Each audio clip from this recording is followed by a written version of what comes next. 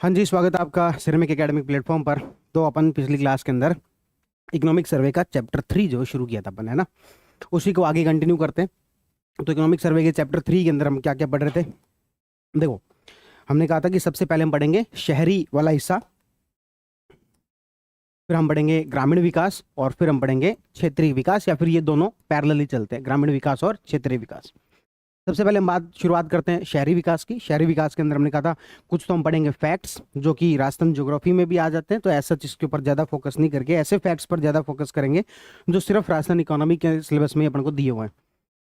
फिर हम जो है वो कुछ पढ़ेंगे स्कीम्स और शहर के लिए अलग अलग बनी हुई संस्थाएं या फिर इंस्टीट्यूशनल क्या कुछ डेवलपमेंट जो वो हुआ है वो बात करेंगे, है ना। चलो भाई, पढ़ना शुरू करते हैं। तो सबसे पहले हमने बात यहाँ पर शुरू की थी कुछ एक फैक्ट्स से रिलेटेड। तो सबसे पहला फैक्ट हमने देखा था संयुक्त राष्ट्र ग्लोबल सतत विकास रिपोर्ट है। कौन सी रिपोर्ट है? संयुक्त राष्ट्र ग्लोबल सतत विकास रिपोर्ट।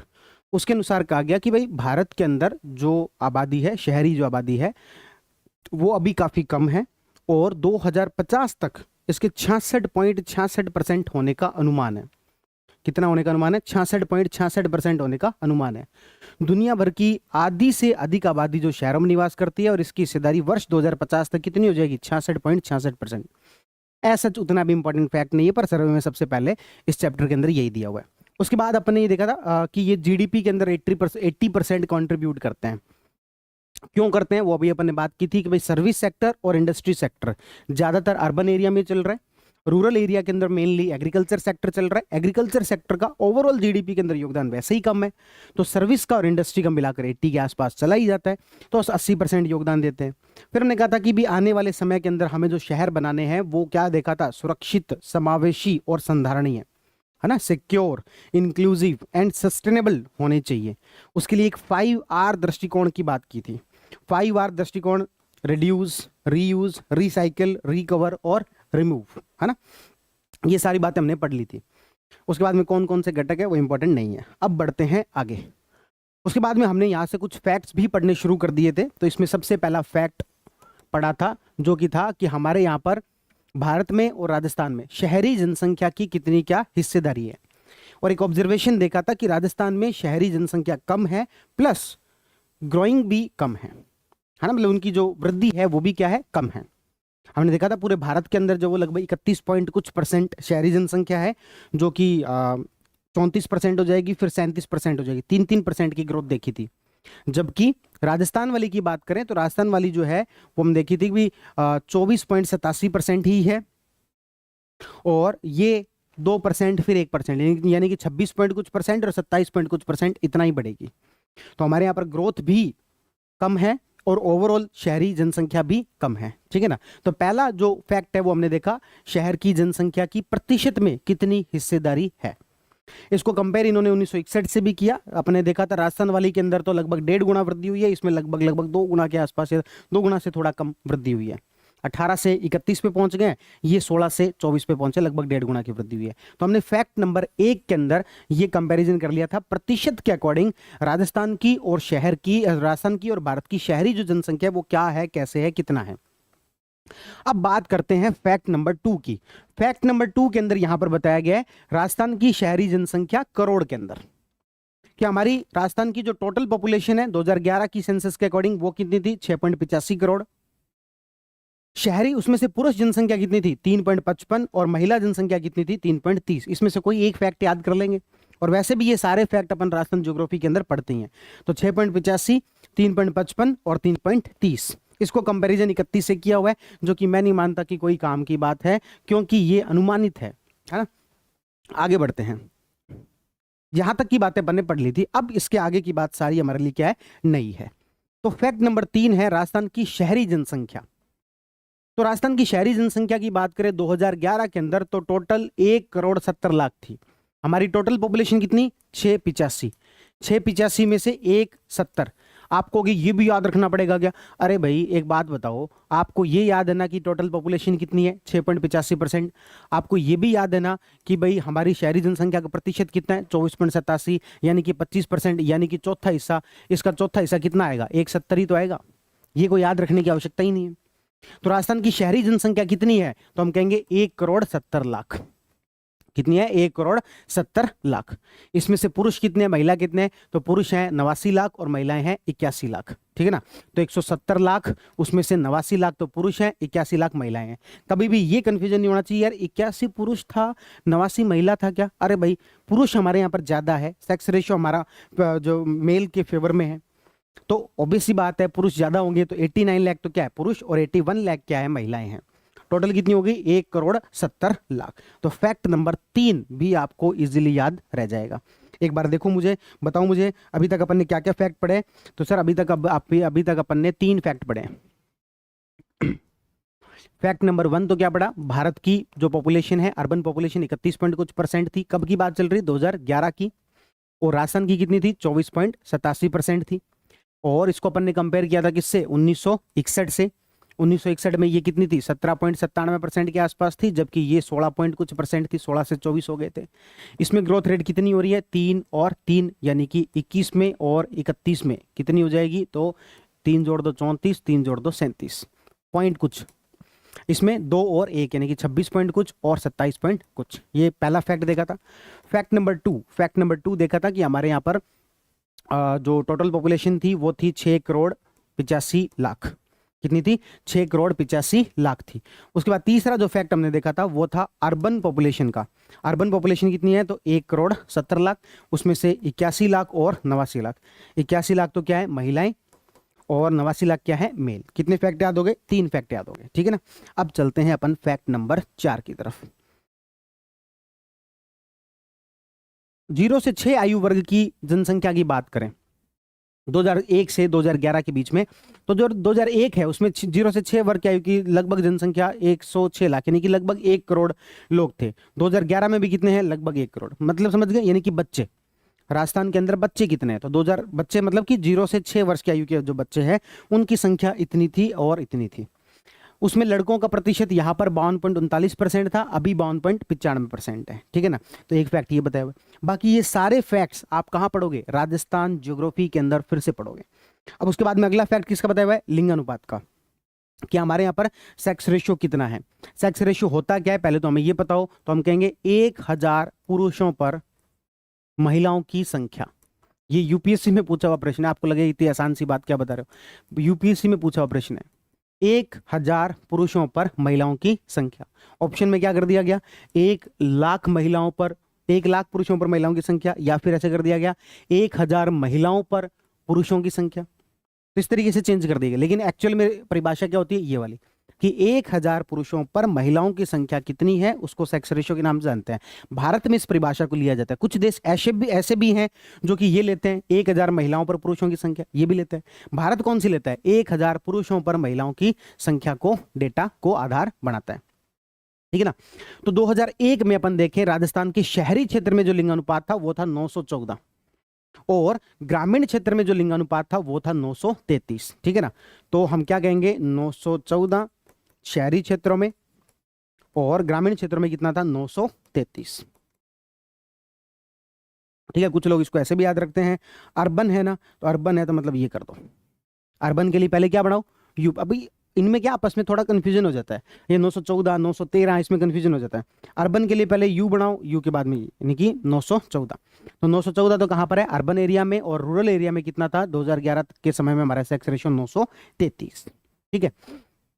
अब उसके बाद के जो डेटा है वो आप पढ़ लेना कहां पर? राजस्थान ज्योग्राफी में। हालांकि लिखा यहां पर भी हुआ है, पर सर उसको ट्रिक के साथ में याद करवाना, बहुत सारी चीजों के साथ मैच करना, और वो सब करवा देंगे आपके। सर्वाधिक शहरी लिंगानुपात वाले जिले कौन से हैं? न्यूनतम शहरी लिंगानुपात वाले कौन से हैं? सर्वाधिक शहरी बाल लिंगानुपात वाले जिले कौन से हैं? न्यूनतम शहरी बाल लिंगानुपात वाले जिले कौन से हैं? ये सब आप वहां पर पढ़ लेते हो। साक्षरता दर के जो डेटा है वो भी वहां पढ़ते हैं। साक्षरता दर कौन से शहरी साक्षरता वाले जिले ज्यादा है, कौन से न्यूनतम शहरी साक्षरता वाले जिले। तो ये 2-3 पेज के जो फैक्ट है वो अपन वहां पर पढ़ते हैं। अब मैं आ जाता हूं वापिस ये वाला एरिया जो कि स्पेसिफिकली कहां पर दिया गया? आपके इकोनॉमिक सर्वे में दिया गया। ठीक है ना? तो यानी कि मैंने कौन से डेटा छोड़ दिए? एक तो आपके लिटरेसी का, एक छोड़ दिया सेक्स रेशियो का, एक छोड़ दिया चाइल्ड सेक्स रेशियो का। 3 डेटा मैंने छोड़ दिए, sex ratio, child sex ratio और लिटरेसी। अब बढ़ते हैं आगे, बस 3 ही छोड़ेंगे, इसके आगे नहीं छोड़ेंगे, 3 ही छोड़ेंगे। आगे बढ़ते हैं। जनसंख्या की दृष्टि से राजस्थान के बड़े शहर कौन कौन से हैं? ऐसे शहर जहां पर कि शहरों में रहने वाली पॉपुलेशन जो वो क्या है? ज्यादा है। तो ऐसे शहरों में सबसे पहले नंबर पर आता है हमारे जयपुर। इवन आपसे ये पूछ लिया जाए कि राजस्थान का एकमात्र शहर बताओ जिसकी पॉपुलेशन 30 लाख से ज्यादा है, राजस्थान का एकमात्र शहर जिसकी पॉपुलेशन 30 लाख से ज्यादा है, तो वो एकमात्र शहर जयपुर है, 30.46 लाख। दूसरे नंबर पर आपके जोधपुर 11.38, बहुत ज्यादा डिफरेंस है, 1/3 ही हो गया यहाँ पे तो, ठीक है ना। पहले नंबर पर कौन है? जयपुर। दूसरे पर कौन है? आपके जोधपुर। तीसरे पर आपके कोटा और चौथे पर आपके बीकानेर। हो सकता है जब सेंसस के नए डेटा आए तो ये सारी चीजें चेंज हो जाए, पर एट प्रेजेंट यही है, ठीक है, मतलब 2011 की जनसंख्या के अकॉर्डिंग यही है, ठीक है ना। तो कौन कौन से हैं? सबसे बड़ा है शहर जयपुर, फिर है आपके जोधपुर, फिर है आपके कोटा और फिर है आपके बीकानेर। याद रह सकता है? संभावना है क्या कुछ कुछ? ठीक है ना। तो जयपुर, जोधपुर, कोटा और बीकानेर, ये चार भारत राजस्थान के सबसे बड़े शहर हो गए सेंसस वाइज, पॉपुलेशन वाइज। अब बात करें सबसे छोटा शहर कौन सा है, तो सबसे छोटा शहर या फिर जनसंख्या के हिसाब से सबसे छोटा शहर है आपके बांसवाड़ा, 1.01 लाख। सबसे छोटा जो शहर है पॉपुलेशन वाइज वो कौन सा है? बांसवाड़ा, 1.01 लाख, लगभग 1 लाख के अराउंड पॉपुलेशन है। ये यहाँ पर इन्होंने ना डिस्ट्रिक्ट हेडक्वार्टर्स को लिया है। वैसे तो आपने पढ़ा होगा, पिछली बार अपन देखा था सुजानगढ़ सबसे छोटा शहर बताया था, है ना। वो फिर उन्होंने कई सारे शहरों को कंपेयर किया था, यहाँ पर ये उसको कंपेयर कर रहे हैं, आपके जिले जो मुख्यालय है उसको कंपेयर कर रहे हैं। तो इस तरीके से हम बात करें कि चार सबसे बड़े जो जिले हैं, चार सबसे बड़े जो शहर है वो कौन से हैं, तो जयपुर है, जोधपुर है, कोटा है और बीकानेर है। और सबसे कम वाला कौन सा है, तो सबसे कम वाला है आपके कौन सा? बांसवाड़ा, जो कि 1.101 लाख ही पॉपुलेशन यहाँ पर है। अब देखो, एक तो हो गया कि भाई सबसे ज्यादा पॉपुलेशन कहां पर है, वो जयपुर में हो गया, नो डाउट।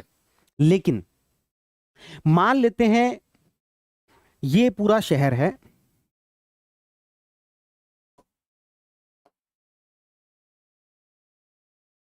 ये पूरा जयपुर शहर है, सॉरी जयपुर जिला है।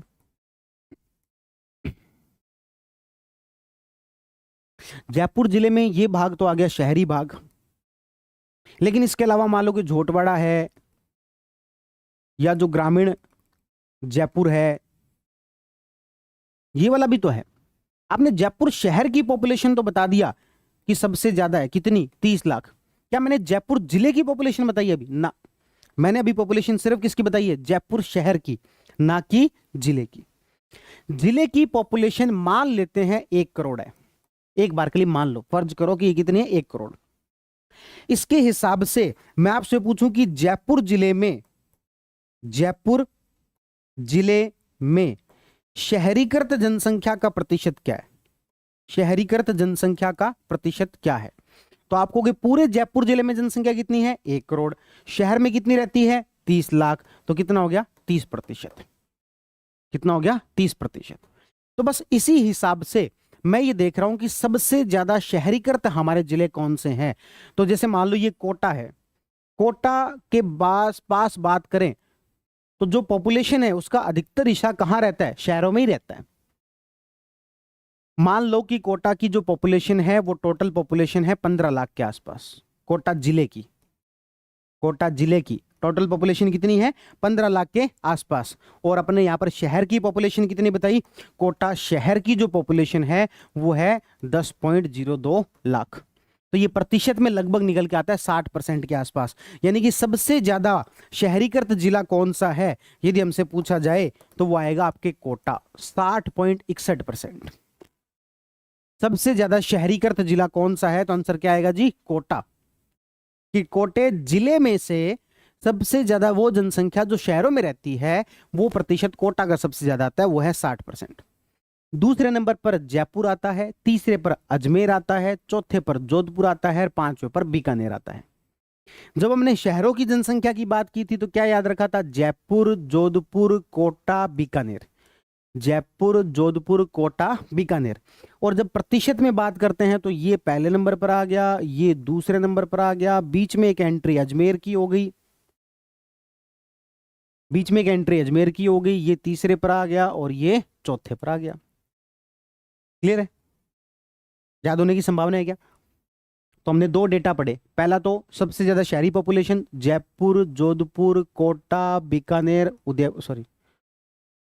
जयपुर, जोधपुर, कोटा और बीकानेर। अब हमने बात की प्रतिशत में, कोटा, जयपुर, अजमेर, जोधपुर, बीकानेर। ये 60%, 52%, 40%, 34%, 33%। ठीक है, तो ये इस तरीके से सबसे अधिक शहरीकृत जिले में याद रखना है। अब बात करें अगले फैक्ट पर, वो है सबसे कम शहरीकृत जिले। कौन से आ जाएंगे? सबसे कम शहरीकृत जिले। तो सबसे कम शहरीकृत जिलों में सबसे पहले नंबर पर आ जाएगा डूंगरपुर। डूंगरपुर, फिर आ जाएगा आपके बाड़मेर, फिर आ जाएगा बांसवाड़ा, फिर आ जाएगा प्रतापगढ़ और फिर आ जाएगा जालौर। तो डूंगरपुर, बाड़मेर, बांसवाड़ा, प्रतापगढ़ और जालौर। ठीक है ना। तो ये था दबा के बीजेपी, बीजेपी यानी कि बीपीजी, थोड़ा सा उल्टा कर दिया, दबा के बीजेपी को वोट दो, ऐसा करके बना लो ट्रिक। ठीक है, तो दो डूंगरपुर, बाड़मेर, बांसवाड़ा, प्रतापगढ़ और जालौर, ये हो गए सबसे कम शहरीकरण वाले।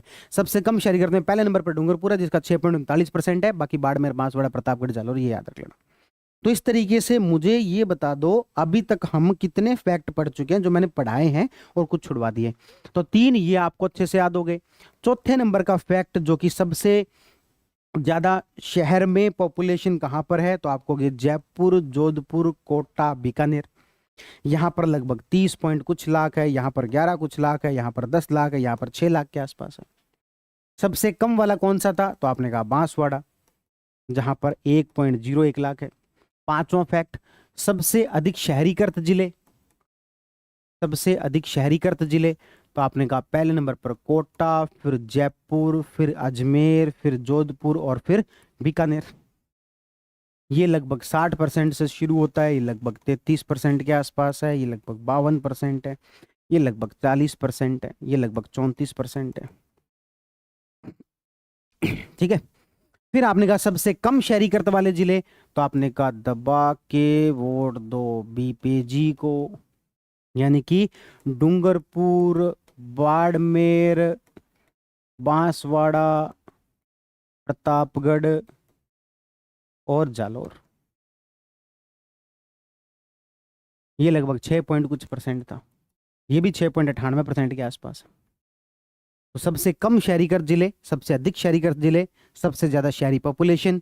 शहरों में कितनी पॉपुलेशन रहती है? 1.70 करोड़, 81 लाख उसमें से female, 89 lakh male. Total population इतनी का 24.87%, यानी कि 1.70 करोड़ कहाँ रहती है? शहरों में रहती है। ये सारे डेटा मैं उम्मीद करता हूं आपको अच्छे से याद हो गए होंगे। अब हमें एक डेटा यहां पर और पढ़ना है, वो है गांवों से शहरों की तरफ पलायन। गांवों से शहरों की तरफ पलायन। तो गांवों से शहरों की तरफ पलायन क्यों होता है? यदि हम बात करें कि गांवों से शहरों की तरफ पलायन होता है तो क्यों होता है? पहली बात तो एक शब्द आता है पलायन। इसकी डेफिनेशन क्या होती है? पलायन की डेफिनेशन क्या होती है? यदि आपसे पूछूं मैं कि पलायन क्या होता है, तो आप सब लोग कुछ कुछ कहेंगे कि भाई कोई भी व्यक्ति जहां पर भी है वहां से दूसरे स्थान पर चला गया। इसकी सही डेफिनेशन है अपने जन्म स्थान से दूसरे स्थान पर चले जाना, उसी को पलायन कहते हैं। तो पलायन के सबसे बड़े कारण क्या है? तो आप कहोगे शिक्षा के लिए, रोजगार के लिए। ठीक बात है, लेकिन सबसे बड़ा कारण है विवाह, महिलाओं के लिए। ओवरऑल भी सबसे बड़ा कारण यही बनता है, विवाह जो सबसे बड़ा कारण है। तो ओवरऑल मैं यदि बात करूं 2011 का जो हमारा सेंसस है वो ये बताता है कि राष्ट्रीय स्तर पर लगभग 8 करोड़ लोगों ने पलायन किया। 2011 की जनसंख्या के अनुसार क्या बताया जाता है? लगभग 8 करोड़ लोगों ने पलायन किया पूरे भारत के अंदर।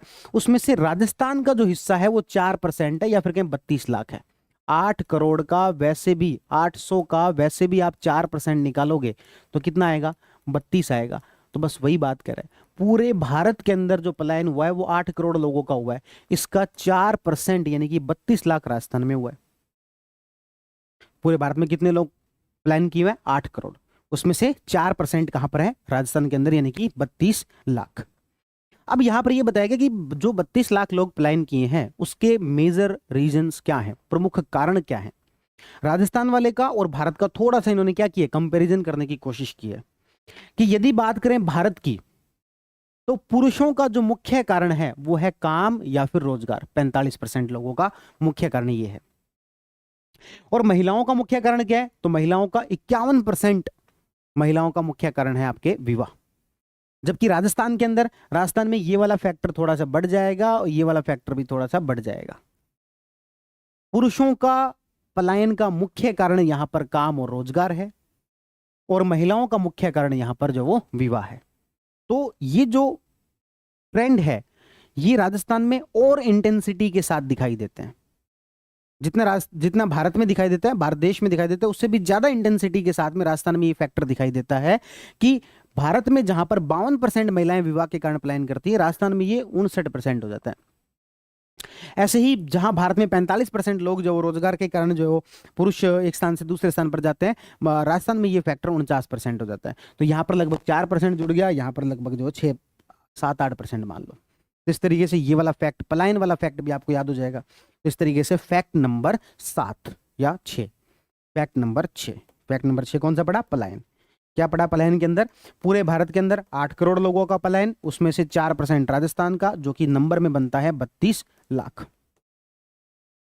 उसके बाद क्या फैक्टर क्या है? तो पुरुषों का जो सबसे बड़ा फैक्टर है भारत के अंदर बात करें तो वो है आपके काम और रोजगार, लगभग 45%, और राजस्थान में जो फैक्टर है पुरुषों का वो है 49%, और महिलाओं का जो 52% था वो यहां पर है 59%। ये हमने डेटा पढ़ा किसका? पलायन का। डेटा नंबर 6 पलायन का। ठीक है, अब बढ़ते हैं, 2 और डेटा बचते हैं हमारे। एक ये है राजस्थान में शहरी आवासों की स्थिति, कि राजस्थान के जो शहर है वहां पर जो घर बने हुए हैं उनकी स्थिति कैसी है, उनकी स्थिति कैसी है। तो राजस्थान के अंदर बात करें या पहले भारत से कंपेयर करें, भारत में जो शहरों के जो घर हैं उसमें 68% घर जो वो अच्छी कंडीशन में है, 29% ऐसे हैं कि चलो भाई ठीक है रहने योग्य हैं, और 3% ऐसे हैं जो बहुत ज्यादा जीर्ण शीर्ण है, टूटे फूटे हैं। राजस्थान में, तो राजस्थान में भी लगभग यही है, 68.9%। ये वाला प्रतिशत थोड़ा सा सब में देखो 1-2% कुछ % जो बढ़ रहा है, यहां पर 0.5% बढ़ रहा है, यहां पर 0.3% बढ़ रहा है। तो ये 0.5 और 0.3 बढ़ रहा है, 0.8 कहीं तो कम होगा ना, तो वो यहां कम हो जाएगा 1.8%। ठीक है ना, कुल मिला के इतना भी इंपॉर्टेंट नहीं है, बस ये याद रख लेना 68, 29 और 3, ये तो है भारत का।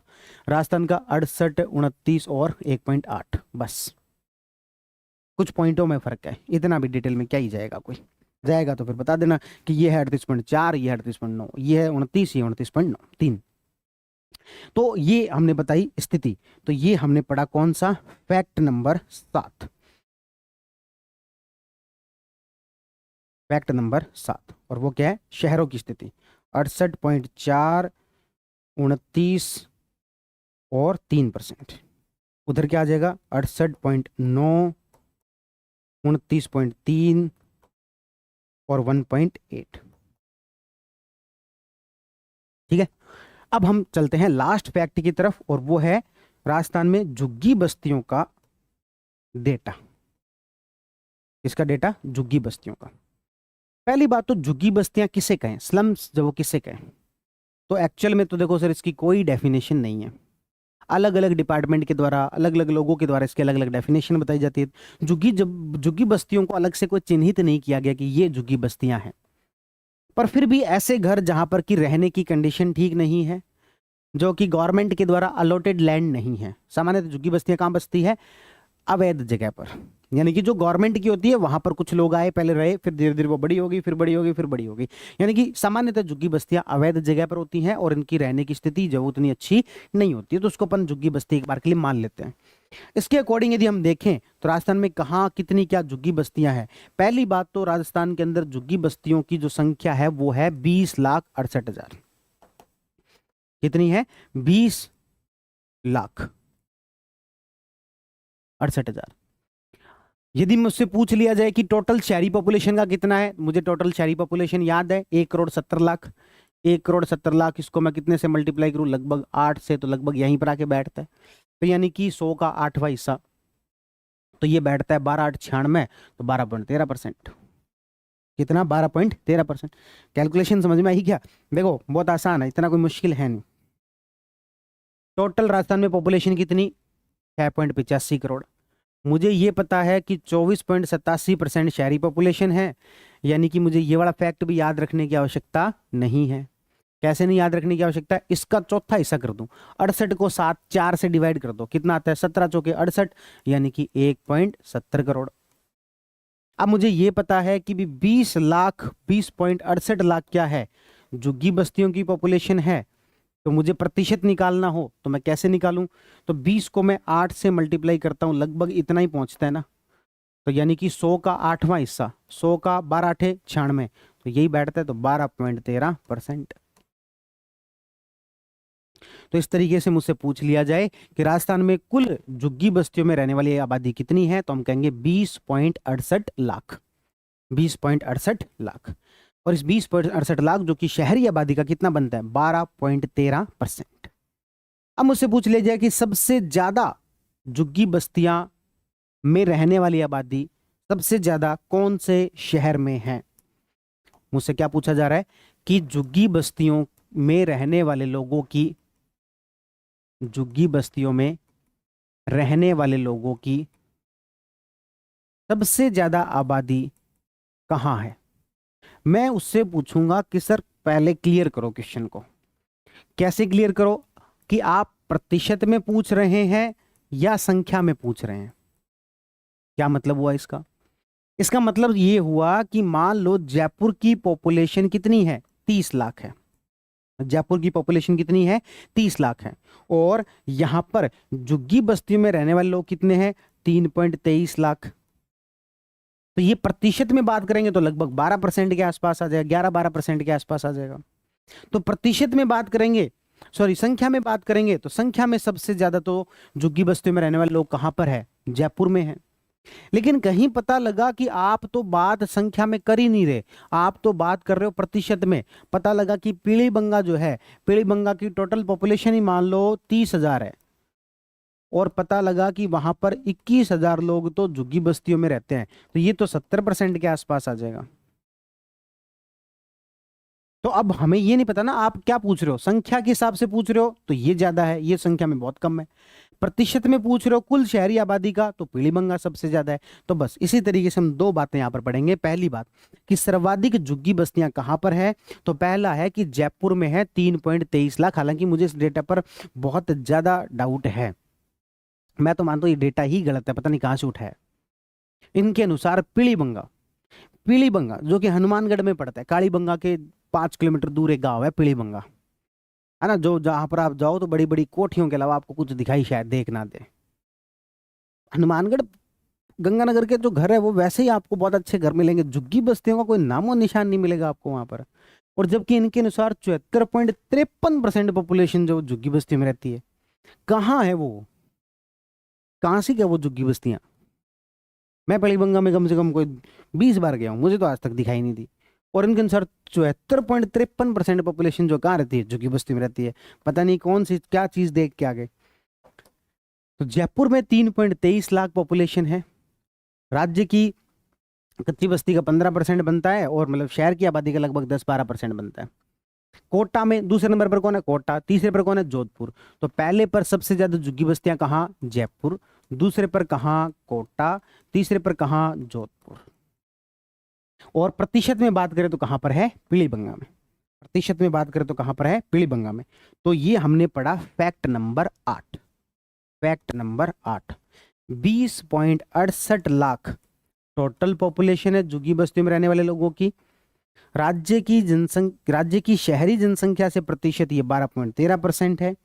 सबसे ज्यादा जयपुर में झुग्गी बस्तियों में लोग रहते हैं, दूसरे नंबर पर कोटा है, तीसरे नंबर पर जोधपुर है। जयपुर में ये संख्या 3.23 लाख के आसपास है। और सबसे प्रतिशत में बात करें तो ये पीलीबंगा है, जहां पर कि 74.53% लोग जो झुग्गी बस्तियों में रहते हैं। ये 8 फैक्ट हमने पढ़े। एक बार ये 8 फैक्ट के जो इनको रिवाइज करो, कोई सा ऐसा फैक्ट है क्या जो याद नहीं हो सकता? मेरे हिसाब से सारे के सारे आपको याद हो गए होंगे। एक बार इनको रिवाइज करेंगे, फिर बढ़ेंगे अपन आगे।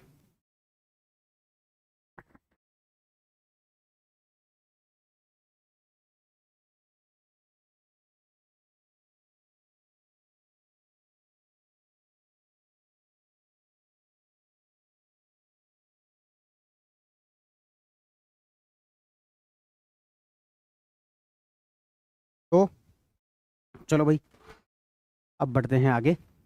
और अब हम पढ़ेंगे राजस्थान में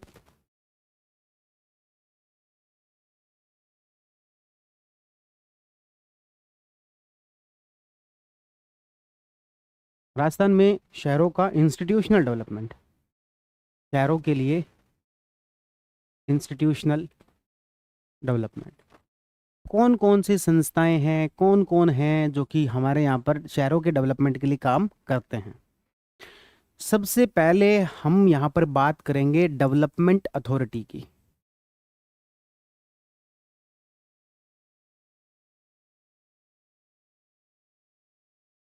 विकास प्राधिकरण, ठीक है। एक हम यहां पर बात करेंगे यूआईटी बोल लेते हैं, अर्बन इंप्रूवमेंट ट्रस्ट, शहरी विकास न्यास।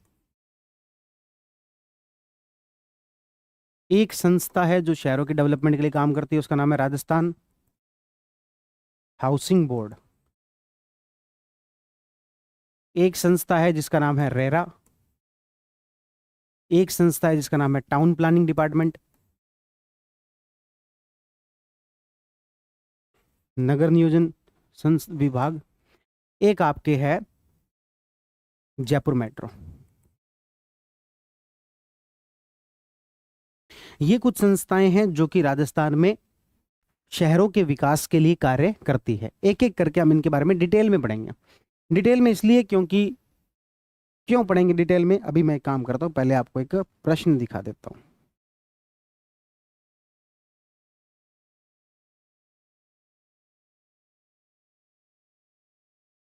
ये एक प्रश्न आया हुआ है, ये आरएएस प्री 2025 का प्रश्न है। आरएस प्री 2025 का प्रश्न है।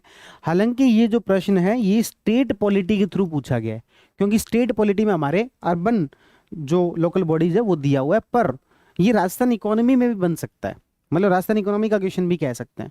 तो फिर आप स्टेट पॉलिटी क्यों कह रहे हो, क्या बचने के लिए कह रहे हो क्या? नहीं, इसलिए नहीं कह रहे, क्योंकि उससे ऊपर स्टेट पॉलिटिशियन थे, उससे नीचे स्टेट पॉलिटिशियन थे, इसलिए मैं मान के चल रहा हूँ कि ये भी शायद स्टेट पॉलिटिशियन के रूप में पूछा गया होगा। लेकिन ये पूछा जा सकता है, इकोनॉमी में भी बनता था, क्योंकि ये जब डेवलपमेंट अथॉरिटी हम यहाँ पर पढ़ते हैं तो क्यों ना इनके बारे में थोड़ा डिटेल में बात कर लें। किस अधिनियम के द्वारा जयपुर विकास प्राधिकरण की स्थापना हुई थी? ये सर्वे में नहीं लिखा हुआ, इसलिए मैं आपको कह रहा था कि सर्वे में जो लिखा हुआ है केवल वही राजस्थान की इकोनॉमी नहीं है, उसके अलावा भी हम जब यहाँ पर पढ़ रहे हैं तो उसके अलावा भी कुछ बातें एक्स्ट्रा जो वो पढ़ रहे हैं, ठीक है ना। चलिए भाई बात शुरुआत करते हैं हम डेवलपमेंट अथॉरिटी की।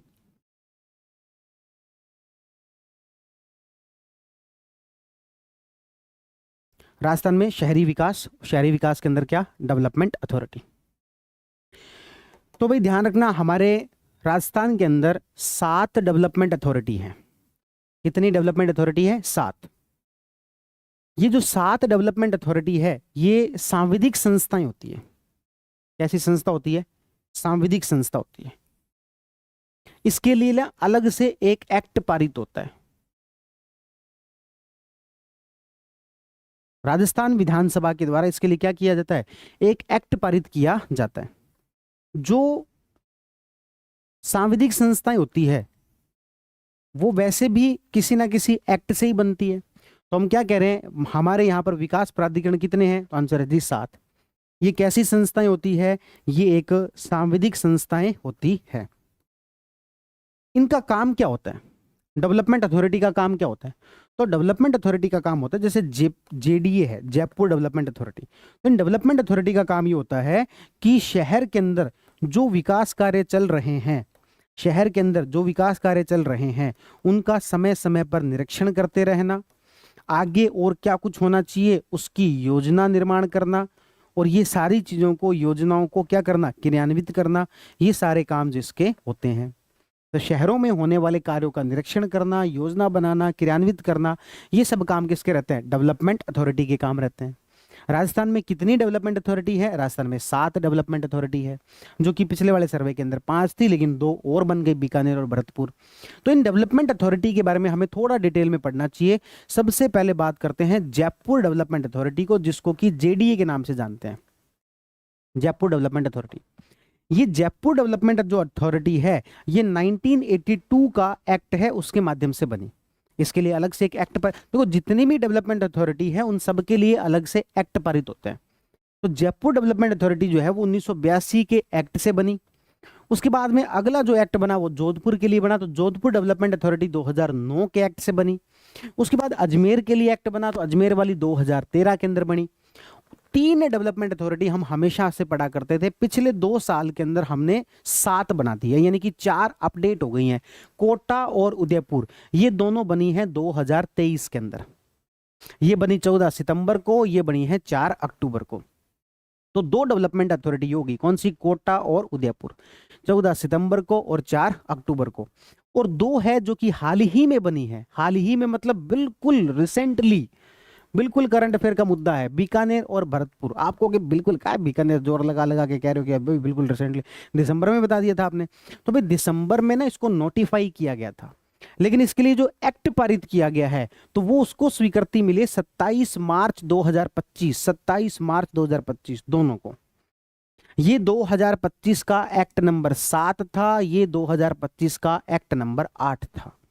और हमने अप्रैल महीने का करंट अफेयर पढ़ा, तब मैंने आपको 2025 का एक्ट नंबर 9 भी बताया था, लोकतंत्र सेनानी वाला। सॉरी, अप्रैल का क्या, मार्च महीने के करंट अफेयर में लोकतंत्र सेनानियों की जो पेंशन जो है ना, वो अपन जो है वो देना तय कर दिया 20,000 4,000 रुपए। वो कौन सा था, एक्ट नंबर 9।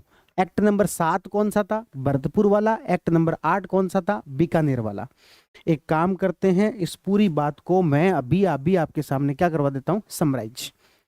सबसे पहला हमने कहा Jaipur development authority, it was constituted through an act in 1982।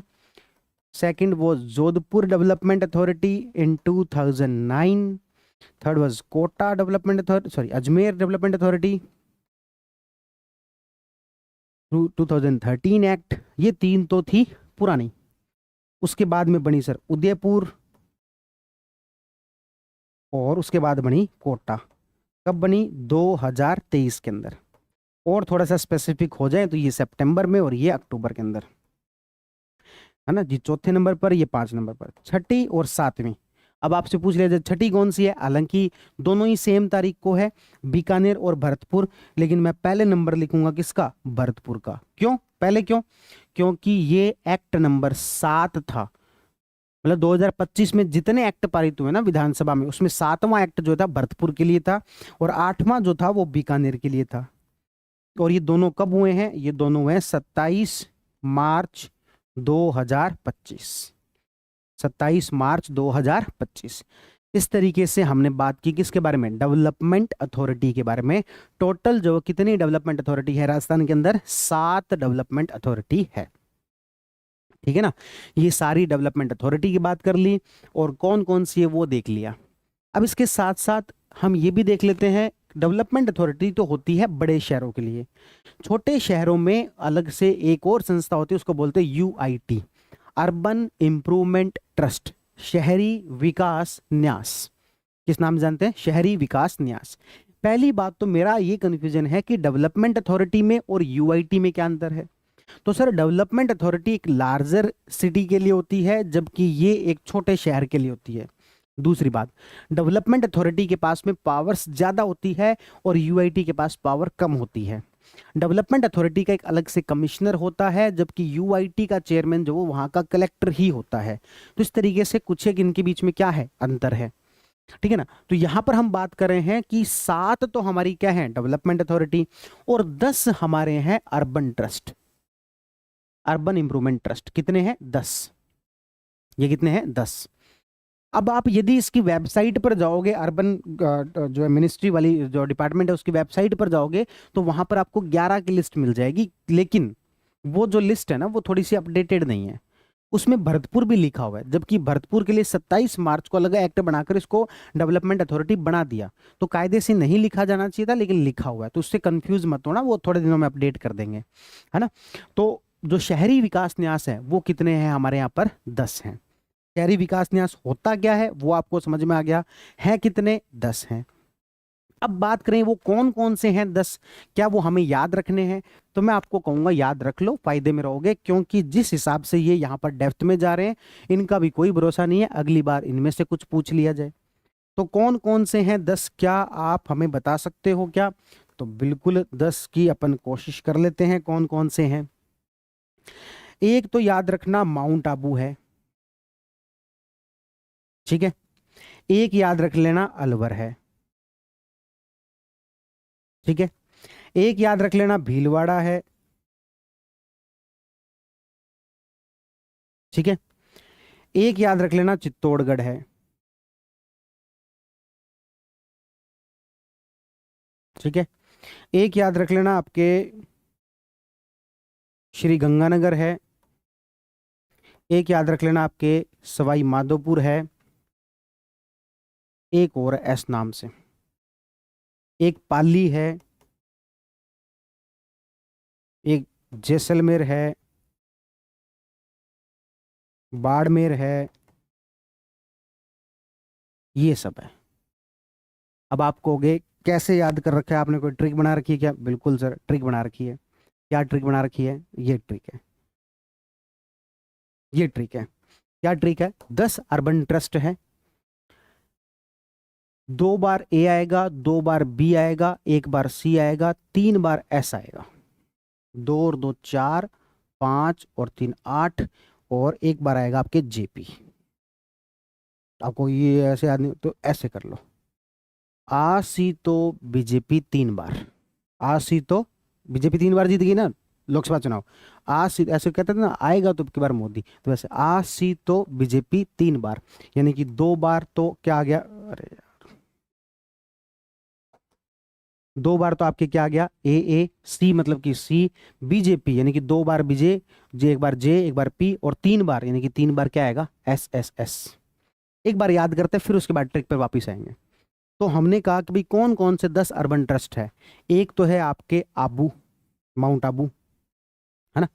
एक है आपके इधर से अलवर, ठीक है। उसके बाद बी बी यानी कि बाड़मेर और भीलवाड़ा। सी का मतलब चित्तौड़गढ़, एस का मतलब गंगानगर, सवाईमाधोपुर और सीकर, जे का मतलब जैसलमेर, पी का मतलब पाली, पी का मतलब पाली। देखो अब एक बार इसको वापस, अच्छा सीकर रह गए थे क्या, सीकर 3 बार ऐसा आएगा ना। अब एक बार इसको वापस याद करने की कोशिश करो, देखते हैं। हालांकि मेरा राजस्थान ज्योग्राफी कोई अच्छा है नहीं भाई, थोड़ी बहुत लोकेशन इधर उधर जाए तो देख लेना अपने हिसाब से। आ सी तो बीजेपी 3 बार, है ना। A for Abu, mount Abu, A for Alwar, B for Bhilwara, और बी फॉर बाड़मेर। लोकेशन अब मैं कह रहा हूँ भी अपने हिसाब से देख लेना, कहीं ऊपर नीचे हो जाए थोड़ी बहुत। सी फॉर चित्तौड़गढ़, अच्छा बी भी हो गया क्या, ठीक है। J for Jaisalmer, P for Pali, triple S Ganganagar, Sawai Madhopur, Sikar. ये हमारे क्या है, 10 अर्बन इंप्रूवमेंट ट्रस्ट हैं, 10 शहरी विकास न्यास हैं। तो ये इतनी बात समझ में आई कि नहीं आई? तो ये आपके क्या है, अर्बन इंप्रूवमेंट ट्रस्ट हैं। अब इन दोनों के बीच में थोड़ा ना अंतर और जान लो। डेवलपमेंट अथॉरिटी बड़े शहरों के लिए, ये छोटे शहरों के लिए। ये जो है वो ज़्यादा पावर रखती हैं, ये कम पावर रखती हैं। इसके अंदर जो है वो अलग से कमिश्नर होते हैं, इसके अंदर जिला कलेक्टर अध्यक्ष होते हैं। अच्छा ये तो आपने बता दिया कि अलग अलग डेवलपमेंट अथॉरिटी के लिए क्या बने हुए हैं, अलग अलग एक्ट बने हुए हैं। ये तो बता दिया आपने क्या, कि अलग अलग डेवलपमेंट अथॉरिटी के लिए क्या बने हुए हैं, अलग अलग एक्ट बने हुए हैं। लेकिन ये जो यूआईटी है, क्या इसके लिए भी कोई एक्ट बना है? क्या ये भी सांविधिक संस्थाएं हैं? तो हम कहेंगे बिल्कुल इसके लिए भी एक एक्ट बना हुआ है। लेकिन इसके लिए ना अलग अलग एक्ट नहीं बने हुए, इसके लिए एक ही एक्ट था, वो था आपके अर्बन इंप्रूवमेंट ट्रस्ट एक्ट 1959, 1959 का अधिनियम है। कब का अधिनियम है? 1959, 1959। और उसके लिए रूल बने 1961 में और 62 में, दो अलग अलग बार रूल बने। तो 1961 और 62 के अंदर क्या बने, रूल बने। तो ये 1959 का एक्ट है, और रूल जो कब के हैं, 1961 और 62 के रूल्स हैं। तो इसके तहत में आपके क्या बनाए गए हैं, यूआईटी बनाए गए हैं। तो ये सारे के सारे अपन ने यूआईटी देख लिए, और ये देख लिया कि होता क्या है। मुझे बताओ यहाँ तक की बात एकदम ओके है, रट गई, दिमाग में छप गई कि नहीं छप गई? छप गई। तो हम क्या पढ़ रहे थे, इंस्टीट्यूशनल डेवलपमेंट पढ़ रहे थे। हमारे यहाँ पर क्या क्या संस्थाएं बनी हैं, तो सबसे पहले हमने डेवलपमेंट अथॉरिटी पढ़ लिया, दूसरे नंबर पर हमने यूआईटी पढ़ लिया,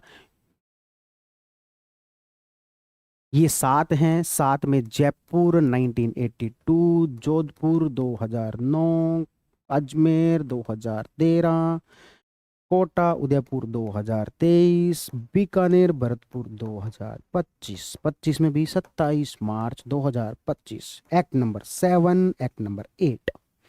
यूआईटी कितनी है? 10 हैं। आसी तो बीजेपी कितनी बार? 3 बार। ये 10 यूआईटी हैं। कौन से एक्ट से बने? 1959 के एक्ट से। 1961 में क्या बने? रूल्स बने। दोनों में क्या डिफरेंस है वो पढ़ लिया। अब बढ़ते हैं आगे, और वो है आपके Rajasthan housing board. Rajasthan housing board, Rajasthan आवासन मंडल। ये जो राजस्थान आवासन मंडल है, राजस्थान हाउसिंग बोर्ड है, तो ये राजस्थान हाउसिंग बोर्ड आपके बना था 1970 में। और स्पेसिफिक हो जाए तो 24 फरवरी 1970। इसमें एक मैं चीज थोड़ा जो सर्वे में लिखा हो उसके साथ अपडेट भी कराऊंगा, पर एक बार याद रखो 24 फरवरी 1970 को राजस्थान हाउसिंग बोर्ड बना। नाम से क्या लगता है, मतलब ये हाउसिंग बोर्ड क्या काम करता होगा? क्या लगता है? हाउस बनाने का, घर बनाने का। तो ये लोगों को सस्ते में घर वगैरह उपलब्ध करवाने के लिए काम करता है। सरकार क्यों कर रही है ये काम? तो सरकार एक वेलफेयर स्टेट होने के नाते कुछ लोगों के लिए विशेष कार्य करती है, या फिर सरकार को अपने सरकारी कुछ चीजें सुधारनी है। फॉर एग्जांपल विधायकों को फ्लैट बना के देने हैं, कोई पार्क बनाना है। ऐसे जो मेजर जो डेवलपमेंट के काम है वो भी किसके द्वारा कर लिए जाते हैं? राजस्थान हाउसिंग बोर्ड के द्वारा कर लिए जाते हैं। तो इस उद्देश्य के साथ में 24 फरवरी 1970 को एक संस्था बनाई गई जिसका नाम क्या था? हाउसिंग बोर्ड नाम था। अब इसकी वेबसाइट पर आप अपन जाते हैं, राजस्थान हाउसिंग बोर्ड की वेबसाइट पर जाते हैं, तो ये भी कहता है कि ये Rajasthan housing board act number 4 of 1970। ये देखो वेबसाइट पर ही लिखा हुआ है, मैं कोई बहुत ज्यादा डेप्थ में नहीं जा रहा हूँ, वेबसाइट पर उसके इंट्रोडक्शन में लिखा हुआ है, इसलिए पूछा जा सकता है। ठीक है ना? तो ये Rajasthan housing board act number 4 of 1970, इसको मान्यता यानी कि राज्यपाल की अप्रूवल कब मिली थी? तो ये मिली थी 18 अप्रैल 1970 को। कब मिली थी? 18 अप्रैल 1970 को। यदि इस तरीके से मुझसे पूछ लिया जाए तो मैं कहूंगा 2 तारीखें याद रखनी पड़ेंगी। एक 24 फरवरी 1970 को स्थापित हो गई थी, यानी कि नोटिफाइड हो गई थी। लेकिन नोटिफाइड होने के साथ साथ इसके लिए भी क्या बनाया गया? एक एक्ट बनाया गया, एक्ट नंबर 4 ऑफ 1970, जिसको अप्रूवल कब मिली है? 18 अप्रैल 1970। इस तरीके से मुझसे पूछ लिया जाए ये कैसी संस्था है, हम कहेंगे ये भी सर सांविधिक संस्था है। इसके लिए भी एक्ट बना हुआ है, अलग से आरएचबी एक्ट है ना। ये कब बना है? अप्रूवल, फाइनल अप्रूवल 18 अप्रैल 1970 को मिली है। नोटिफाइड जो ये 24 फरवरी 1970 को कर दिया गया था। और 1970 का एक्ट नंबर क्या था? 4 था। अब इसका क्या काम है तो इसमें आगे बताया गया, ये पूरा वेबसाइट से लिया हुआ है ना, क्योंकि यहाँ पर डेप्थ में जाके चीजें पूछने शुरू कर दिए तो अपन भी पढ़ना शुरू करें। ये एक ऐसी बॉडी है, ऑटोनोमस बॉडी है, स्वायत्त संस्था है, जो कि क्या काम करेगी? तो जो हाउसिंग के अकोमोडेशन के जो काम है वो सारे काम जिसके द्वारा किए जाएंगे। ठीक है ना? तो इस तरीके से एक हमसे ये पूछा जा सकता है या फिर बता सकते हैं, ये एक ऐसी संस्था है, स्वायत्त संस्था है। It is an autonomous body, Rajasthan housing board. और इसके कॉम्पोजिशन के बारे में भी इस वेबसाइट पर बताया गया है, तो कॉम्पोजिशन भी थोड़ा सा देख लेते हैं। हालांकि मुझे पता है मैं थोड़ा सा ज्यादा डेप्थ में जा रहा हूं, पर काम की बात है, कभी भी इस लेवल के एग्जाम आ सकते हैं, हमें पता होनी चाहिए चीजें। इसके कॉम्पोजिशन की बात करें तो इसमें जो अध्यक्ष होते हैं वो गवर्नमेंट के द्वारा नॉमिनेट होते हैं। इसके अलावा 6 इसमें नॉन ऑफिशियल मेंबर होते हैं, वो भी गवर्नमेंट के द्वारा नॉमिनेट होते हैं। और बाकी इसके अंदर जो ऑफिशियल मेंबर होते हैं। इस तरीके से कॉम्पोजिशन की बात मैं कहूँ तो मैं यहाँ पर कहूँगा एक अध्यक्ष होंगे जो कि स्टेट गवर्नमेंट के द्वारा नॉमिनेटेड होंगे। इसके अलावा इसमें 6 जो है वो नॉन ऑफिशियल मेंबर होते हैं, और बाकी इसके अंदर क्या होते हैं? ऑफिशियल मेंबर होते हैं। तो ये सारी बातें हमने पढ़ी किसके बारे में? राजस्थान हाउसिंग बोर्ड के बारे में। 3 संस्थाएं अभी तक हम पढ़ चुके हैं, डेवलपमेंट अथॉरिटी और अर्बन इंप्रूवमेंट ट्रस्ट और राजस्थान हाउसिंग बोर्ड। अब यदि हम देखें कि राजस्थान हाउसिंग बोर्ड के द्वारा क्या कुछ अभियान चलाए जा रहे हैं, क्या कुछ कार्यक्रम जो चलाए जा रहे हैं, तो ये सब अपन देखते हैं। तो राजस्थान हाउसिंग बोर्ड कैसा एक निकाय है? ऑटोनोमस, स्वायत्त शासी। अच्छा, ऑटोनोमस का मतलब क्या होता है? ऑटोनोमस का मतलब होता है इसके पास में खुद की ऑटोनॉमी होती है, बहुत सारे मामलों में, डिसीजन लेने में, फाइनेंशियल पावर्स में, कई सारे मामलों में इसके पास खुद की ऑटोनॉमी होती है, खुद की शक्तियां होती है। तो ये कैसी संस्था? एक ऑटोनोमस बॉडी है ना। राजस्थान आवासन मंडल कब बना था? 24 फरवरी 1970। कई सारे इसके द्वारा काम किए जा रहे हैं। पिछली बार सर्वे में और अच्छे अच्छे काम इसमें दिए हुए थे जो कि स्पेसिफिकली प्री में पूछे जाने लायक थे। इस बार ऐसा कुछ खास है नहीं। इस बार क्या है, भीलवाड़ा में घर बन रहे, इसमें क्या पूछ लेंगे भाई, बस ये ध्यान रखना कहां पर बन रहा है भीलवाड़ा में, तो बड़ी सादड़ी के अंदर। कहां बन रहा है, बड़ी सादड़ी में। ऐसे बूंदी के अंदर घर बन रहे हैं, क्या ही पूछेंगे। उदयपुर में निम्न आय वर्ग के लिए फ्लैट निर्माणाधीन, तो हिरण मगरी करके एरिया है, वहां पर बन रहे हैं। आबू रोड में मकान बना रहे हैं, ठीक है। जोधपुर में कहां बना रहे हैं, बदली के अंदर। जोधपुर में जो मकान बना रहे हैं वो कहां बना रहे हैं, बदली के अंदर। हनुमानगढ़ में फ्लैट बन रहे हैं, ठीक है। जयपुर के अंदर ये कुछ चीजें हैं, गंगा मार्ग का जीर्णोद्धार, प्रताप नगर में विला और शॉपिंग अकॉर्ड, और प्रताप नगर में फ्लैट निर्माण। कुल मिलाकर एज सच कोई प्री लायक चीजें बनती नहीं है। इसका काम हाउसिंग बोर्ड का घर बनाना, तो घर ही बनाएगा। कितने घर बना ली, कितने निर्माणाधीन है, कितने के लेंटर गिर गए, कितने जो छत पड़ गई, ये सब अपन से कोई नहीं पूछने वाला। ज्यादा से ज्यादा ये पूछ सकते हैं कि जैसे कहाँ कहाँ पर बना रहे हैं, बड़ी सादड़ी में बना रहे हैं, बदली के अंदर बना रहे हैं, इधर प्रताप नगर में बना रहे हैं, हनुमानगढ़ में, उदयपुर में जो निम्न आय वर्ग है उसके लिए बना रहे हैं। तो ये ऐसी कुछ चीजें हमसे पूछी जा सकती है, ठीक है। बुधवार नीलामी उत्सव, ई बिड द्वारा 50% की छूट के साथ में 156 मासिक किस्तों में आवास क्रय करने की सुविधा दी गई है ना, कि घर आपको खरीदना है तो कुछ किस्तों में पैसा दे सकते हो, हमने घर बना के दे छोड़ दिए हैं, अब आप वो वहां से परचेज कर लो। फायदा आपका क्या है, आपका फायदा ये है कि वो कहेगा हम आपसे क्यों करें, हम तो किसी से प्राइवेट बिल्डर से भी कर लेंगे। तो वो कहेगा भाई आपको 156 किस्तों के अंदर महीने की किस्तें आएंगी, उसमें पैसे देने हैं, और उसमें भी 50% की हम क्या कर देंगे, छूट दे देंगे, ठीक है ना। तो इस तरीके से ये पूरी बात थी किसके बारे में, राजस्थान आवासन मंडल, राजस्थान हाउसिंग बोर्ड के बारे में। मैं उम्मीद करता हूं आपको ये वाली बात पूरी अच्छे से समझ में आई होगी, क्या पूछ सकते हैं क्या नहीं पूछ सकते वो भी बात होगी। तो इंस्टीट्यूशनल के अंदर डेवलपमेंट अथॉरिटी पढ़ा, यूआईटी पढ़ा, राजस्थान हाउसिंग बोर्ड पढ़ा। आगे बढ़े, आगे बढ़ने पर हम बात करते हैं सर किसकी करें, जयपुर मेट्रो की कर लें। लो भाई जयपुर मेट्रो की बात करते हैं, क्योंकि हमने क्या देखा था, हम पढ़ेंगे यहाँ पर कितनी चीजें, 1 2 3 4 5 6 बातें पढ़ेंगे, ठीक है। 3 तो हो गई, अब अपन बात करते हैं किसकी, जयपुर मेट्रो की। जयपुर मेट्रो भाई, जयपुर मेट्रो आपको पता है कि एक प्रोजेक्ट काम चल भी रहा है और कुछ हद तक पूरा भी हो गया है, और कुछ फेजेस जब बनेंगे। जयपुर मेट्रो जितना सक्सेसफुल रहना चाहिए था उतना सक्सेसफुल नहीं रहा है, जितना सरकार को उम्मीद थी उतना सक्सेसफुल जो जयपुर मेट्रो नहीं रहा है। क्या है जयपुर मेट्रो, कैसे क्या काम करता है, ये संस्था के रूप में किस तरीके से क्या बना हुआ है, उसके बारे में थोड़ी बात करते हैं। जयपुर मेट्रो कहाँ से कहाँ तक जाती है ये सब तो आपको पता ही है, लेकिन संस्था के रूप में बात करते हैं। देखो भाई पहले बात करते हैं कि जो जयपुर मेट्रो अभी कहां से कहां तक चल रही है। तो सबसे पहला जो फेज चला था ना, वो चला था मानसरोवर से लेकर चांदपोल तक। मानसरोवर, फिर विवेक विहार, फिर आपके न्यू आतिश मार्केट स्टेशन, ऐसे करते करते ये मानसरोवर से लेकर कहां तक, चांदपोल तक। ये सबसे पहला फेज था जो कि बना था, जिसको 1A के नाम से जाना जाता है, ठीक है। फिर उसके बाद में चांदपोल से बड़ी चौपड़ तो 1B के नाम से जाना जाता है। फिर उसके बाद में बड़ी चौपड़ से इसको ट्रांसपोर्ट नगर तक, तो ये 1C के नाम से जाना जाता है। आज के समय में कौन कौन से एक्टिव हैं, आज के समय में 1A और 1B एक्टिव हैं। मानसरोवर से चांदपोल पहुंच जाओ, चांदपोल से बड़ी चौपड़ पहुंच जाओ, हालांकि सिंगल ही लाइन है, सीधे मानसरोवर से बड़ी चौपड़ पहुंच जाओ। तो इस तरीके से 1A और 1B ये तो एक्टिव है, मानसरोवर से चांदपोल, चांदपोल से बड़ी चौपड़। उसके बाद में बड़ी चौपड़ से ट्रांसपोर्ट नगर बन रहा है 1C, और इधर मानसरोवर से 200 फीट बाईपास 1D। अभी 200 फीट बाईपास वाला आधे किलोमीटर का पूरा सेगमेंट नहीं है, इसके लिए अलग से नाम और दिया 1D। ये मानसरोवर मेट्रो स्टेशन तो पहुंच ही गई है, आधे किलोमीटर के बाद में 200 फीट बाईपास है, तो इसके लिए नाम क्या दिया, 1D दिया। तो पूरा मानसरोवर से 200 फीट, ये तो हो गया पूरा 1। अब उसके बाद में दूसरा फेज जो चलेगा वो होगा विद्याधर नगर से सीतापुरा तक। विद्याधर नगर से सीतापुरा तक ये 23.5 किलोमीटर का फेज होगा, जो कि फेज 2 होने वाला है। ये अभी एक तरीके से शुरू ही नहीं हुआ है, विद्याधर नगर से सीतापुरा, या कुछ चीजें शुरू, कुछ जगह पर चीजें शुरू हो गई हैं, पर मतलब नजदीक नहीं है, कंप्लीशन के नजदीक नहीं है, काफी टाइम लगेगा। तो ये हम पूरी बात करते हैं जयपुर मेट्रो रेल कॉर्पोरेशन। अब आपको कि जयपुर मेट्रो है किसकी, किसकी इन द सेंस कि भाई क्या पूरा राजस्थान गवर्नमेंट के स्टैक हैं, या फिर दिल्ली मेट्रो वालों का भी कुछ कुछ काम इसमें किया हुआ है, क्या है मामला, क्या है ना। तो इसको जो भी घाटा फायदा हो रहा है वो किसके हिस्से में जा रहा है ना। घाटा हो रहा है तो किसका हो रहा है, फायदा हो रहा है तो किसका हो रहा है, उसको समझना पड़ेगा।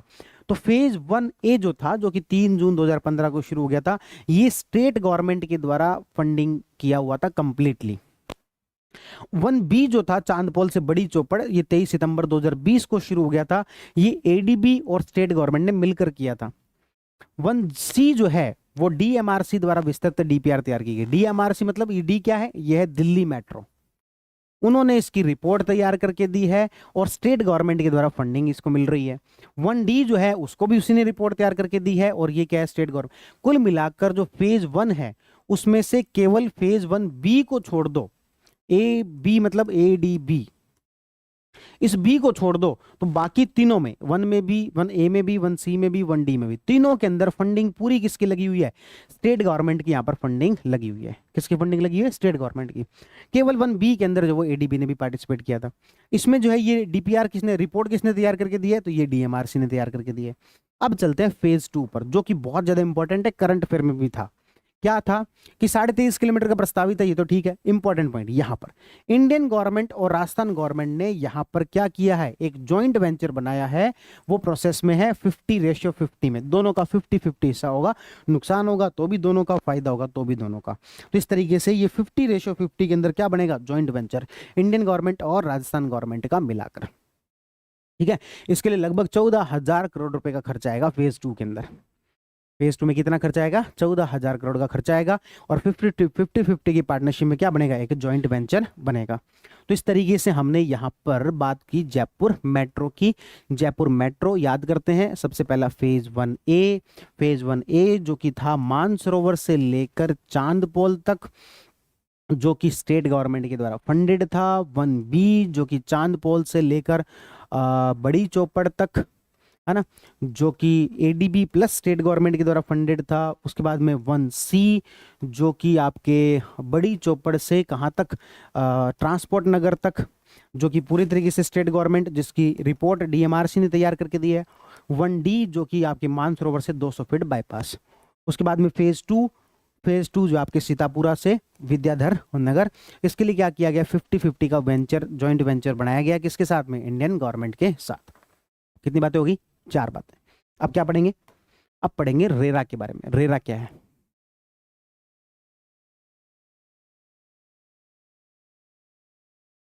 रेरा के बारे में पढ़ेंगे, और राज रेरा के बारे में पढ़ेंगे, ये क्या है।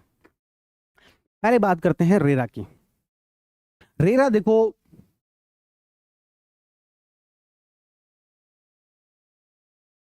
भारत सरकार ने ये नोटिस किया कि पिछले कुछ वर्षों में ये गुड़गांव, नोएडा, यहां पर क्या बहुत सारे बिल्डर आते हैं। बिल्डर क्या करते हैं, बिल्डर कहते हैं कि ये जमीन है, इस जमीन पर हम जो वो 12 फ्लोर की एक बिल्डिंग बनाएंगे, टोटल जो इसके अंदर 100 फ्लैट होंगे, और बनाएंगे भी, बनाई नहीं है, 100 फ्लैट होंगे। आप हमें जो वो 30 लाख रुपए दे दो, 2 साल बाद में आपको हम यहाँ पर पोजेशन दे देंगे। आपको फायदा क्या है, फायदा ये है कि 2 साल बाद में जब ये पोजेशन देंगे ना, उस समय में कीमत इसकी 50 लाख हो जाएगी। आप अभी नहीं देते हो, कोई बात नहीं, मत दो, कोई ना कोई तो हमसे लेगा ही, और आप 50 लाख में खरीद लेना। इस तरीके का बिल्डर्स का सिस्टम चल रहा था, और अभी भी चलता है, ऐसा ही चलता है। लेकिन प्रॉब्लम कहाँ हुई, प्रॉब्लम ये हुई कि बहुत सारे बिल्डर ने क्या किया, लोगों से पैसे तो ले लिए, फिर जो मकान बना के दिए नहीं, या फिर पैसे तो ले लिए, बोला 2 वर्ष का था, 5 वर्ष में मकान मकान बना के दे रहे हैं, या फिर पैसे ले लिए, मकान भी शायद 2 वर्ष में दे दिया, लेकिन जो क्वालिटी बोली थी वो क्वालिटी नहीं दी, 6 महीने बाद जर्जर हो गए मकान। ऐसे करके अलग अलग प्रकार की, कई प्रकार की चीटिंग जो की जा सकती थी। तो केंद्र सरकार ने कहा कि ऐसी चीटिंग ना हो, इसके लिए एक अलग से अथॉरिटी बनाई जाए, जो कि सिर्फ इसी चीज को देखे, रियल एस्टेट को ही देखे। तो ये किस चीज को देखे, रियल एस्टेट। तो इसका नाम ही क्या है, real estate regulatory authority, real estate regulatory authority. तो इस प्रकार की एक रियल एस्टेट रेगुलेटरी अथॉरिटी बनाई गई आपके 2015 में। कब बनाएगी, 2015 में, जो कि ये 1 मई 2016 से पूरे भारत के अंदर लागू हो गया। रेरा जो है वो क्या हो गया, पूरे भारत में लागू हो गया आपके 1 मई 2016 से। राजस्थान सरकार ने फिर इसका देखा देखी जो है वो अपने हिसाब से कुछ अलग रूल्स बनाए, और एक संस्था बनाई जिसका नाम था राज रेरा। राज रेरा क्या मतलब हुआ, राजस्थान का रेरा, अलग से राज रेरा। ये 2017 से, 1 मई 2017 से शुरू हो गया। तो इस तरीके से राजस्थान के अंदर क्या बना हुआ है, राजरेरा संस्था जो बनी हुई है। ठीक है, ये पूरी बात चल रही थी। Real estate regulatory authority, real estate regulation act, development act के सभी प्रावधान जो वो 1 मई 2017 से प्रभावी हुए। ठीक है, और राजस्थान के अंदर रियल एस्टेट रेगुलेशन डेवलपमेंट नियम कब बनाए गए, 2017 के अंदर बनाए गए। राज्य में स्वस्थ पारदर्शी कुशल रियल एस्टेट के लिए राजस्थान सरकार द्वारा 6 मार्च 2019 को रेरा और रियल एस्टेट अपीलेट ट्रिब्यूनल, अच्छा सॉरी भाई, मैं थोड़ी शायद तारीखें गलत बता दी, मैं दोबारा आपको रिवाइज करवा देता हूं कि क्या मतलब है। 6 मार्च 2019 को रेरा और रियल एस्टेट अपीलेट ट्रिब्यूनल जो रीट का गठन यहाँ पर किया गया। ठीक है, समराइज वे में यहाँ पर लिखा हुआ, एक बार उससे मैच कर लेते हैं हम।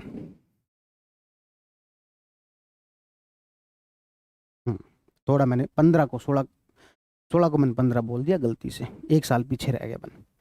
रेरा की बात करें तो भारत सरकार ने रेरा एक्ट कब बनाया था, 1 मई 2016 से, है ना। और राजस्थान ने रूल्स वगैरह कब बनाए, तो 1 मई 2017 से। भारत सरकार वाला जो कानून है कब से लागू हो गया था, 1 मई 2016 से। और राजस्थान के रूल्स वगैरह कब से हो गए थे, 1 मई 2017 से। और 6 मार्च 2019 को क्या हुआ, राजस्थान रेरा और ऐप के लिए, सॉरी अपील के लिए क्या बना दिया, अलग से एक ट्रिब्यूनल बना दिया। तो इस तरीके से मैं आपसे पूछूं कि राजरेरा कब बना, तो आप कहोगे राजरेरा बना था 6 मार्च 2019 को।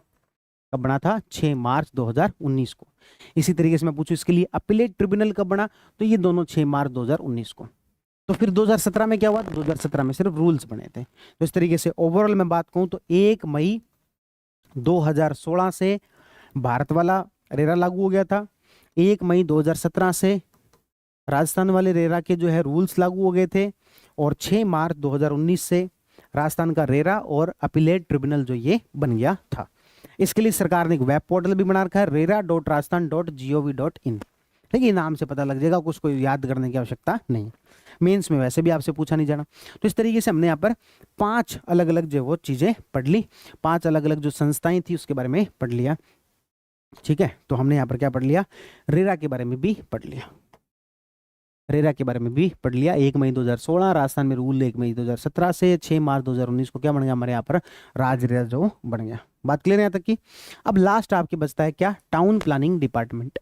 टाउन प्लानिंग, ये देखो सारे के सारे काम किसके लिए हो रहे हैं, शहरों के विकास के लिए हो रहे हैं, है ना। डेवलपमेंट अथॉरिटी प्लानिंग वगैरह बना रही है, ये छोटे शहरों के लिए बना रहे हैं, ये घर बना के दे रहे हैं, ये जो प्राइवेट बिल्डर घर बना रहे हैं उसमें कोई प्रॉब्लम ना करे, ये परिवहन के लिए हो गया। उसी प्रकार से एक है आपके टाउन प्लानिंग डिपार्टमेंट।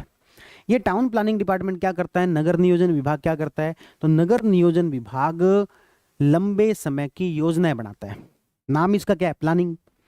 यानी कि आज अपन देखते हैं जयपुर को, तो वो हमें इतना एरिया दिखाई देता है, लेकिन जो सरकार होती है, जो प्रशासन होता है, वो आज से 20 वर्ष बाद की कंडीशन को देख के चलता है।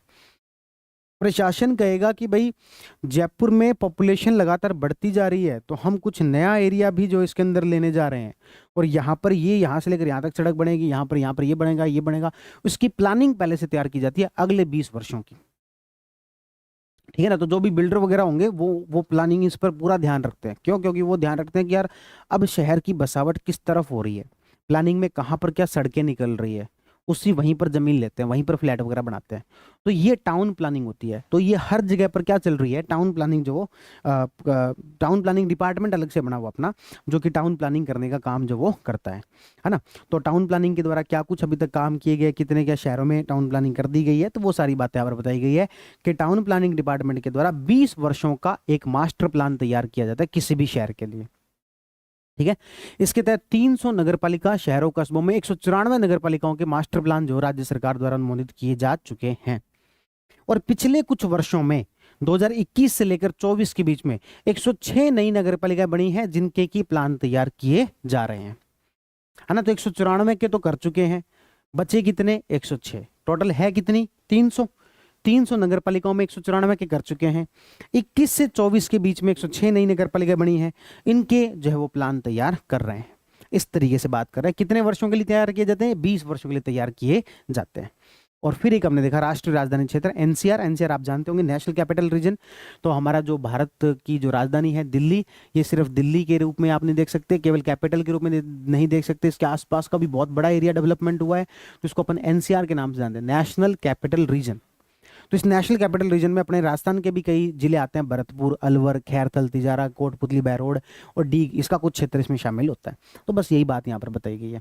तो कुल मिलाकर हमने जो टाउन प्लानिंग डिपार्टमेंट और ये सारी बातें जो वो डिटेल में जान ली। तो आज की क्लास में हमने क्या क्या पढ़ा? आज की क्लास में हमने ये फैक्ट्स पढ़े, 8 फैक्ट्स पढ़े थे, है ना। और आज की क्लास में हमने ये 6 अलग अलग डिपार्टमेंट्स के बारे में यहाँ पर जाना। डिपार्टमेंट्स इन द सेंस कि भाई संस्थाओं के बारे में जाना, डेवलपमेंट अथॉरिटी है, अर्बन ट्रस्ट है, हाउसिंग बोर्ड है, ये सारी बातें, ठीक है। बाकी हम पढ़ेंगे अगली क्लास में। आप सभी का बहुत बहुत धन्यवाद। मिलते हैं अगली क्लास में। Thank you.